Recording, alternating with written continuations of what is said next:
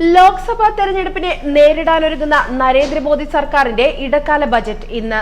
നരേന്ദ്രമോദി സർക്കാരിന്റെ അവസാന ബജറ്റ് കൂടിയാണ് ഇന്നത്തേത്. കാർഷിക ഗ്രാമീണ മേഖലയ്ക്കും തൊഴിലവസരങ്ങൾ സൃഷ്ടിക്കാനുമാകും ഊന്നൽ. സർക്കാർ ജീവനക്കാർക്കും ഇടത്തരക്കാർക്കും സന്തോഷത്തിന് വക നൽകുന്ന പ്രഖ്യാപനങ്ങളും ഉണ്ടായേക്കും. പാവപ്പെട്ടവർക്ക് ഒരു നിശ്ചിത വരുമാനം എന്ന ആശയം മുൻനിർത്തിയുള്ള സാർവത്രിക അടിസ്ഥാന വരുമാന പദ്ധതി കൊണ്ടുവന്നേക്കാം. ധനമന്ത്രാലയത്തിന്റെ ചുമതലയുള്ള പീയൂഷ് ഗോയലാണ് ബജറ്റ് അവതരിപ്പിക്കുന്നത്. കാർഷിക പാക്കേജ് പ്രഖ്യാപിക്കുമോ എന്ന് വ്യക്തമല്ല.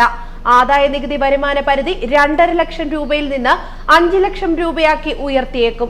നൈപുണ്യ വികസനം, സ്റ്റാർട്ടപ്പുകൾ എന്നിവയ്ക്ക് പരിഗണന ലഭിക്കും. കേന്ദ്ര ബജറ്റ് ഇന്ന് അവതരിപ്പിക്കും.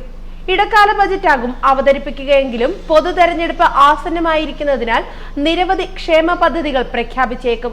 കർഷകരെയും മധ്യവർഗക്കാരെയും ഉന്നം വെച്ചുള്ള പ്രഖ്യാപനങ്ങൾ ഉണ്ടാകുമെന്നാണ് പ്രതീക്ഷ. നരേന്ദ്രമോദി സർക്കാരിന്റെ അവസാന ബജറ്റ് കൂടിയാണ് ഇത്. കാലാവധി അവസാനിക്കുന്ന സർക്കാർ ഇടക്കാല ബജറ്റ് അവതരിപ്പിക്കുകയെന്ന കീഴ്വഴക്കത്തിന് വിരുദ്ധമായി സമ്പൂർണ്ണ ബജറ്റ് അവതരിപ്പിച്ചേക്കുമെന്ന അഭ്യൂഹം ഉയർന്നിരുന്നെങ്കിലും ഇടക്കാല ബജറ്റ് തന്നെയാകും ഉണ്ടാവുക എന്നാണ് ഏറ്റവും ഒടുവിലത്തെ സൂചന. സർക്കാരിനെ തുറച്ചു നോക്കുന്ന കർഷക രോക്ഷം തണുപ്പിക്കാൻ ഉതകുന്ന പ്രഖ്യാപനങ്ങൾക്കാകും ഊന്നൽ. 1 ലക്ഷം കോടിയെങ്കിലും കാർഷിക മേഖലയ്ക്ക് നീക്കിവച്ചേക്കും.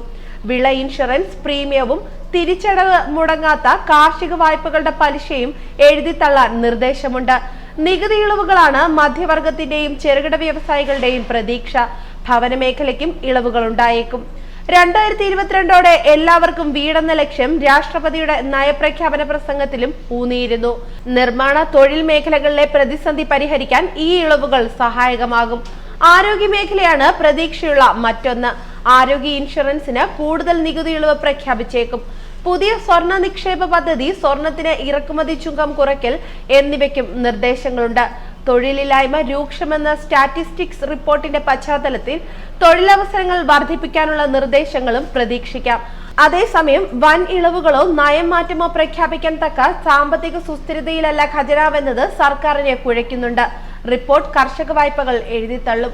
ദരിദ്രർക്ക് മിനിമം വരുമാനം ഉറപ്പുവരുത്തും എന്നിങ്ങനെ കോൺഗ്രസ് വമ്പൻ തെരഞ്ഞെടുപ്പ് വാഗ്ദാനങ്ങൾ പ്രഖ്യാപിച്ചതോടെ സർക്കാർ സമ്മർദ്ദത്തിലുമാണ്. അരുൺ ജെയ്റ്റ്ലി ചികിത്സാർത്ഥം വിദേശത്തായതിനാൽ പകരം ചുമതലയുള്ള പീയൂഷ് ഗോയലാണ് ഇന്ന് ബജറ്റ് അവതരിപ്പിക്കുക. ന്യൂസ് ഡെസ്ക് മലയാളി വാർത്ത.